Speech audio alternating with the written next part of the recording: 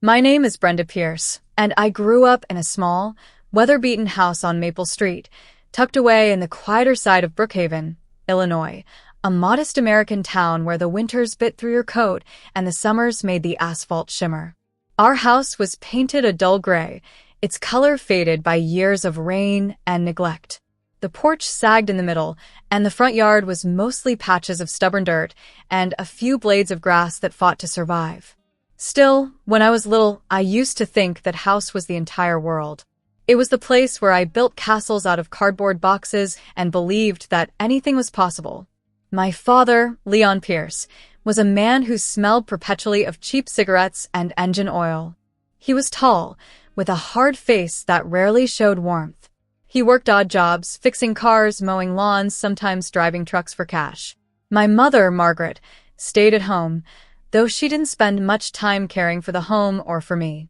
She was a woman who spoke in sharp tones, always quick to criticize, as if the world owed her something it never delivered. My father's temper and my mother's bitterness were two storm clouds that hung constantly over our house. Still, in those early years, I clung to the idea that things would one day be different. School was my escape. I loved the dusty smell of old books, the chalk squeaking on the board, and the way the sunlight streamed through the classroom windows in the afternoons. My fifth-grade teacher, Mrs. Collins, used to tell me I had a spark that couldn't be hidden. "Brenda," she said once, smiling as she handed me back a perfect essay, "you could go anywhere in America with that mind of yours." I held on to those words for years. I dreamed of studying in a big city, maybe New York or Boston, somewhere with tall glass buildings, where ambition was rewarded and no one cared where you came from. I wanted to be a writer or maybe a lawyer, someone who could stand tall and speak with confidence. But my parents didn't care about my dreams. They cared only about my younger sister, Clara. Clara was 3 years younger than me, with curly blonde hair and soft blue eyes that always seemed to sparkle. My parents treated her like she was a gift from heaven itself. They called her their golden girl. Every compliment that never came my way went to her. Every dollar that could have gone toward my school supplies or clothes was saved for Clara's future. They told everyone in the neighborhood that she would become a doctor one day, that she was destined for greatness. When neighbors visited, they would bring small gifts for Clara, and I'd stand in the background, pretending not to notice. I remember one afternoon vividly. I was 15 then, sitting at the kitchen table, finishing a math problem on a scrap of paper because I had run out of notebooks. The air smelled faintly of burnt coffee. My father came in, his heavy boots thudding against the linoleum floor. He had a folded paper in his hand, creased and greasy from his grip. Without looking at me, he dropped it on the table. "It's decided," he said flatly. "You're leaving school." I froze. For a second, I thought I had misheard. "What do you mean?" I asked, my voice trembling. My mother came in behind him, drying her hands on a towel. "You're going to work at a restaurant downtown," she said. "They need someone to wash dishes. We talked to the manager already." My pencil rolled off the table and hit the floor. "But my exams are next month," I said. "Mrs. Collins said I could apply for a scholarship." Mother slammed her hand down, her eyes flashing. "Enough. Clara is going to an elite private school in the city. Do you think money grows on trees? Somebody has to help pay her fees." I looked at my father, hoping for mercy. He pointed a finger at me, his voice sharp and final. "It's your duty to pay for her. You should be proud to help your sister." Proud. That word burned like acid. How could I be proud of being thrown away? The next week, they pulled me out of school. Just like that. No goodbye party. No last day. No time to hug my friends, or even tell Mrs. Collins. My father handed me a second-hand uniform and told me to stop crying and act grown. My mother stood beside him, nodding like a soldier, obeying orders. They took me to a fancy restaurant in downtown Brookhaven, the one with tall glass windows and shining brass doors. Its name gleamed in gold letters above the entrance, Harbolite Grill. I had seen that place before, riding past it on the bus. From the outside, it looked like a palace of warmth and laughter. Inside, it was another world entirely. The air was filled with the heavy smells of butter, garlic, and roasting meat. Waiters in pressed white shirts moved swiftly between tables, balancing trays of wine glasses that sparkled in the dim light. Customers laughed softly over candlelight and music. But I didn't belong to that world. The manager, a tall, thin man named Mr. Harlan, led me straight to the kitchen, where the heat from the stoves hit me like a wave. Pots clanged. Steam rose from sinks. Someone shouted an order. And there, in the far corner, stood my new reality. A deep metal sink overflowing with greasy dishes. "This is where you'll be," Mr. Harlan said, barely glancing at me. He gestured toward the pile of plates and the old sponge on the counter. "Start with those." I turned to look at my parents, hoping for some word of comfort, some sign that this was temporary.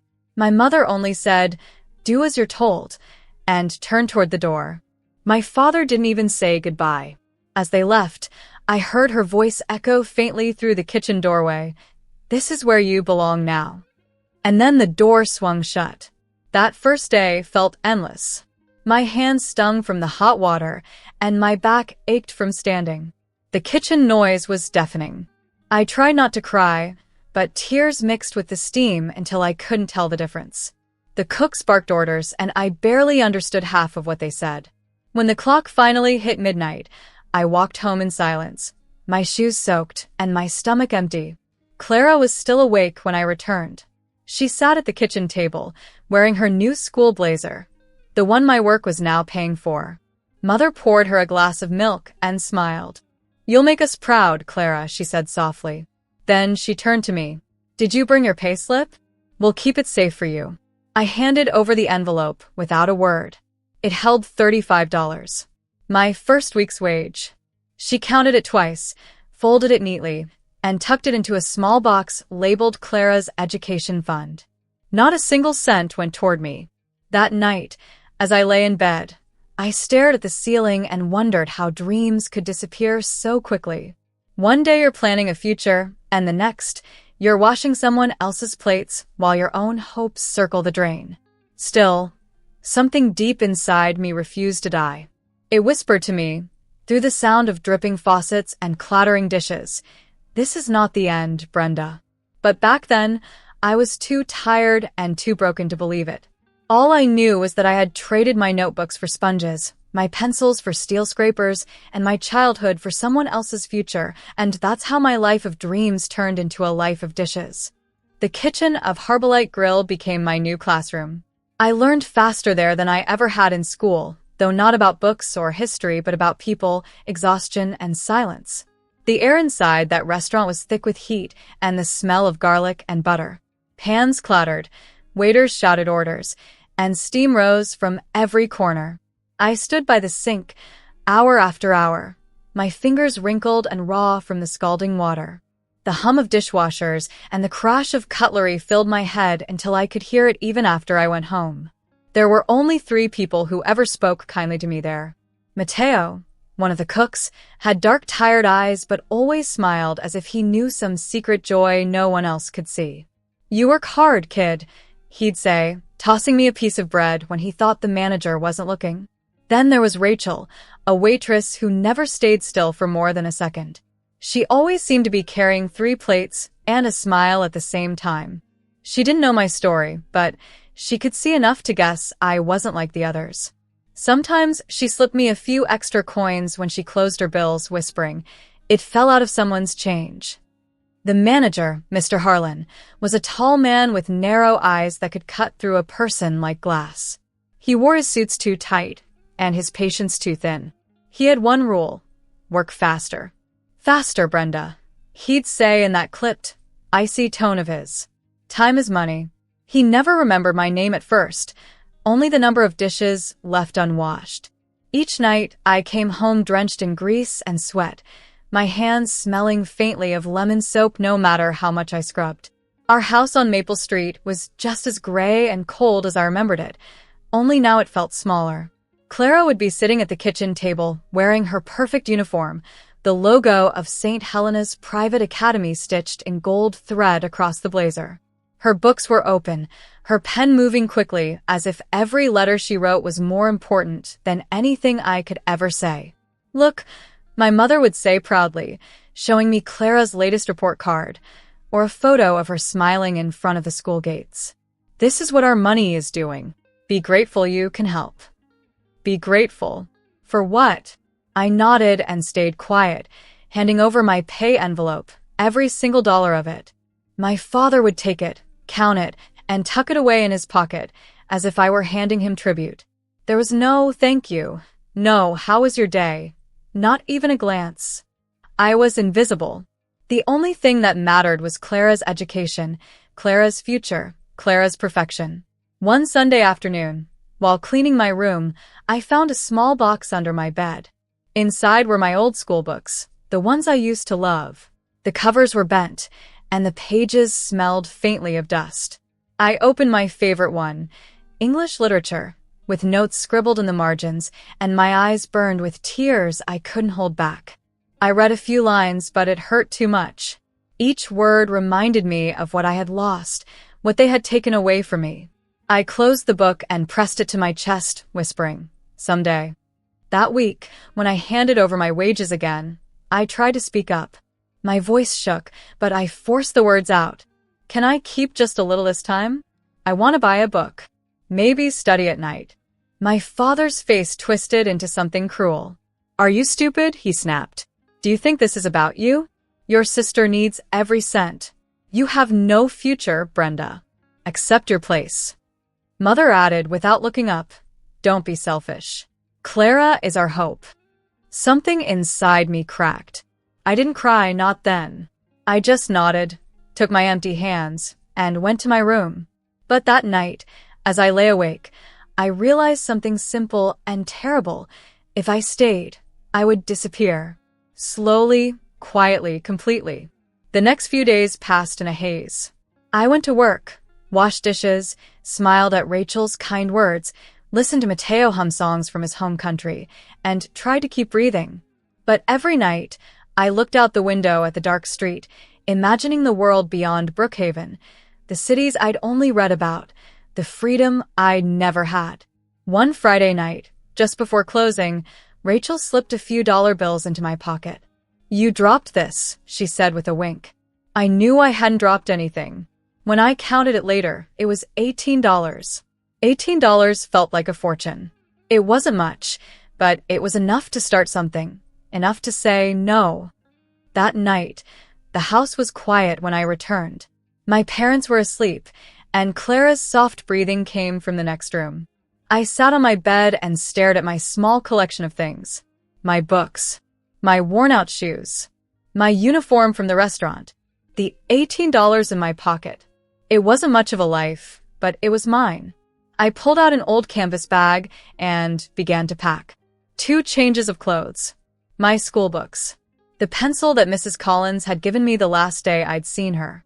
I didn't know where I was going, but I knew it had to be away from here. I crept down the hallway, the floorboards groaning softly beneath my feet. My heart pounded so hard I thought it might wake them. At the front door, I turned to look back one last time. The house looked even smaller now, even darker. The place that had once held my laughter now felt like a prison. I whispered a single word, "Goodbye," and stepped outside. The night air was cool and smelled faintly of rain. The streets were empty, the city asleep. I walked at first, clutching my bag to my chest. The further I got from Maple Street, the lighter I felt. My shoes slapped against the pavement in a rhythm that sounded like freedom. I passed the glowing windows of Harbolite Grill, still lit as the cleaning staff finished their shift. Through the glass, I could see the reflection of the restaurant's gold letters. I smiled faintly. That place had taken so much from me, but it had also taught me how to survive. It had shown me how strong I could be. For the first time in years, I didn't feel afraid. I didn't know where I would sleep or what I would eat tomorrow, but I knew one thing. I would never wash another dish for someone else's dream. The moon hung low over the rooftops as I walked toward the bus station on Jefferson Avenue. The sign flickered faintly. Bus to Chicago, $12 one way. I reached into my pocket and felt the thin paper bills, $18. Just enough. When the bus pulled up, the driver looked at me curiously. I must have looked like a runaway. Too young, too tired, too determined. He didn't ask questions. I handed him the money, climbed aboard, and took a seat by the window. As the bus rumbled forward, Brookhaven disappeared behind me, shrinking into the darkness. I pressed my forehead against the glass and watched the lights fade. For the first time in my life, I didn't cry. I didn't know where I was going, but I knew what I was leaving behind. And that was enough. I didn't run very far that first night. After the bus left me in Chicago, the city lights felt like a different universe compared to quiet little Brookhaven. I didn't have a plan, just a bag, $18, and the kind of determination that comes from having nothing left to lose. But after a few nights of sleeping in bus stations and tiny motels, I realized something. I needed to go back, not home, but to the only place that had ever felt like I belonged even a little, the kitchen of Harbolite Grill. When I showed up at the restaurant's back door 3 days later, the sky was gray, and I hadn't eaten properly since I left. I pressed my hand against the metal door and pushed. It was still loose where the latch stuck. Inside, the kitchen smelled the same: soap, garlic, and burnt toast. I sat on the floor near the dish station, hugging my bag, my face streaked with dried tears. That's where Rachel found me. She gasped softly and crouched down beside me. "Brenda? What are you doing here, sweetheart?" I told her everything. The shouting, the money, the night I ran. She didn't interrupt me once. When I finished, she stood up without a word, went to the counter, and brought me a warm roll and a glass of water. "You're not going back there," she said quietly. "You can't." She let me sleep in her tiny apartment for a few days, a creaky one-room place above a bakery. The smell of fresh bread seeped through the floorboards every morning. Eventually, she helped me find a cheap rented room, barely big enough for a bed and a small desk, in a rundown part of Brookhaven. It wasn't much, but it was mine. I went back to work at Harbolite Grill, this time officially. Mr. Harlan didn't ask questions, probably because he needed staff and didn't care about anyone's story. I started washing dishes again, but now something had changed in me. I wasn't a scared child anymore. I had decided that no one, not my parents, not the world, would ever decide my worth again. The next few years were a blur of long hours and hard lessons. I worked double shifts, mornings at the restaurant and evenings at a small cafe nearby. During my rare free hours, I took online courses. Business, management, accounting, anything I could afford. The courses were cheap, the kind that came with downloadable PDFs and no certificates, but they were enough. I learned how profits were made, how budgets worked, and why some restaurants failed while others thrived. Slowly, I climbed the ladder. First, I helped with food prep. Then, when Rachel left to start her own family, I took over some of her serving shifts. Customers liked me because I remembered their orders and smiled even when I was exhausted. I learned that people notice small things: clean tables, kind words, consistency. By the time I was 25, I had worked in almost every position at Harbolite Grill. My hands no longer blistered easily. My back didn't ache the way it used to. I carried myself differently too, not like a girl washing dishes, but like someone quietly studying how the entire machine worked. I also learned how to save. While others spent their paychecks on new clothes or nights out, I kept my old sneakers and used my cracked phone until it wouldn't turn on. Every month, I tucked away what little I could.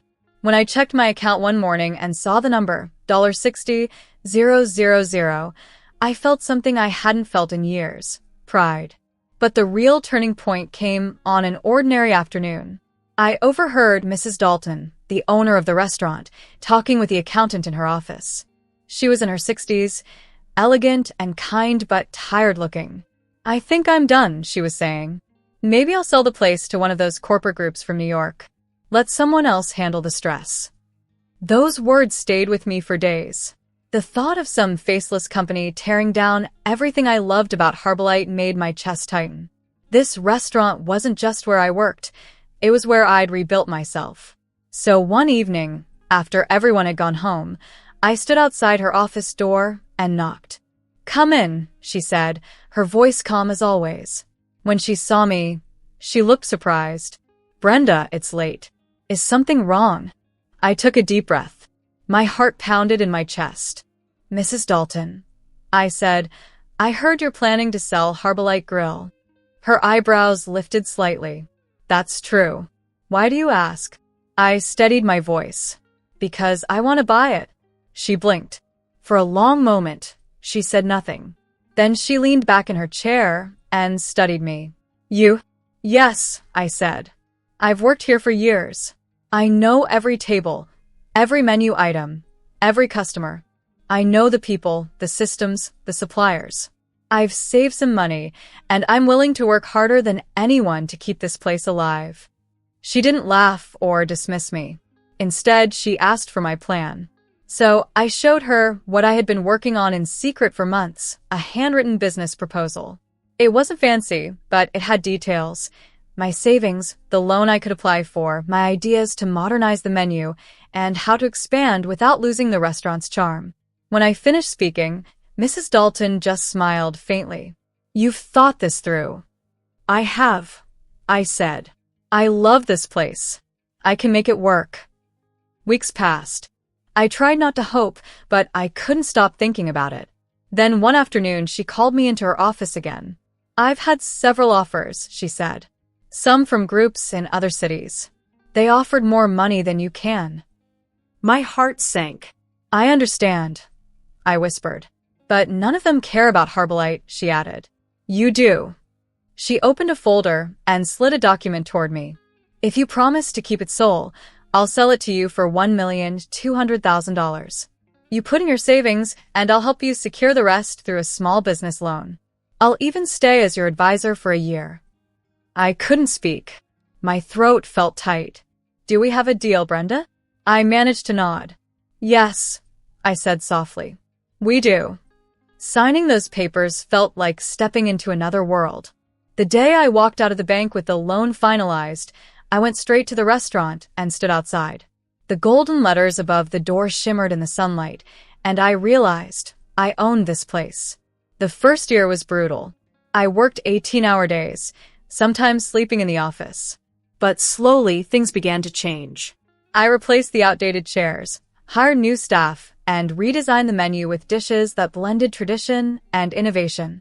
Word spread fast. Harbolite Grill became one of the most talked-about restaurants in Brookhaven. Then came expansion. One branch in Riverton, another in Lakesbury, both thriving towns in the Midwest. I hired chefs, managers, and accountants. My small dream had turned into a growing company, Harbolite Group. By the time I turned 28, our combined revenue had crossed several $1,000,000. Reporters started calling me the girl who rose from the sink. I laughed every time I heard it, but deep down, I knew it was true. I had gone from scrubbing plates to signing paychecks, from being forgotten to being unstoppable, and for the first time in my life, I didn't just survive, I succeeded. 10 years had passed since I'd left the gray house on Maple Street. 10 years since I'd been told I had no future. Now I stood in the same city, but a different world, on the polished floors of Harbolite Grill, the restaurant I once scrubbed floors in. The afternoon light streamed through tall glass windows, catching the gold letters on the wall. Harbolite Grill, owned by Harbolite Group. I wore a black blazer, my hair tied neatly, and a gold badge pinned to my chest. Brenda Pierce, owner. The restaurant buzzed with life, soft jazz, silverware clinking, the faint aroma of roasted rosemary chicken. I was checking on a table when a voice behind me made my heart pause. Is that really her? I turned and time stopped. Standing by the door were my parents and Clara. My father looked older, his face heavier and marked with regret. My mother's eyes, once sharp, now seemed tired. Clara, once the golden child, stood between them in a pale dress, her beauty dulled by something I couldn't name. Maybe failure. Maybe guilt. My father was first to speak. "Well, look at you, Brenda. Still working here, I see. Didn't think you'd stick around in a restaurant forever." I smiled politely. "Hello, Leon. Hello, Margaret. Hello, Clara." My mother adjusted her purse and said, "We're here to see the owner. I was told he's often around." "Oh, you're lucky," I replied. "The owner is here." My father chuckled impatiently. "Then go fetch him." I touched the badge on my blazer. You're looking at her. Their eyes followed my hand. My father squinted, reading the words out loud. Owner, Brenda Pierce. His jaw dropped. Yes, I said softly. I own this place and the ones in Riverton and Lakesbury. Harbolite Group is mine. For a long moment, silence filled the air. Then my father forced a nervous laugh. We always knew you'd do well. We're proud of you. We, came to talk about some help. Times are rough. Clara's out of work, and we could use a hand. Family looks out for each other, right? Those words, family and help, cut like broken glass. I remembered the shouting, the slammed doors, the years of labor they'd stolen from me. Security, I said quietly. 2 guards approached. My father's forced smile vanished. Brenda, what are you doing?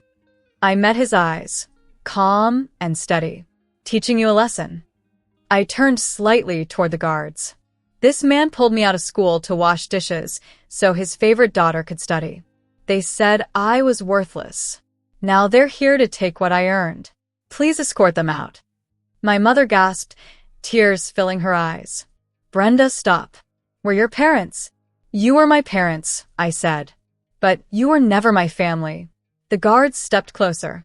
My father tried to protest, muttering apologies, promises, excuses, anything to stay. We're sorry. I made mistakes. Please, Brenda, don't do this. Guests had turned in their seats to watch, whispering quietly. I stood still, my voice low but clear. I forgive myself, I said. But I don't forgive you. The guards led them out. My father's pleading voice faded as the doors closed, and silence returned to the restaurant. I took a deep breath and turned back to the dining room, the badge on my chest warm under the light. Later that year, I bought the old house on Maple Street. My parents had lost it to unpaid debts, and when the papers reached my desk, I didn't hesitate. I didn't buy it for revenge. I bought it for closure. When I walked through its door, the smell of dust and old paint filled the air. The rooms were smaller than I remembered. I traced my fingers along the walls, remembering every tear, every word, every night I dreamed of escaping. Then I locked the door, slipped the key into my pocket, and left for the last time. People often ask if I regret what I did. The answer is simple. They pulled me out of school and threw me into a kitchen, but in that same kitchen, I found my strength.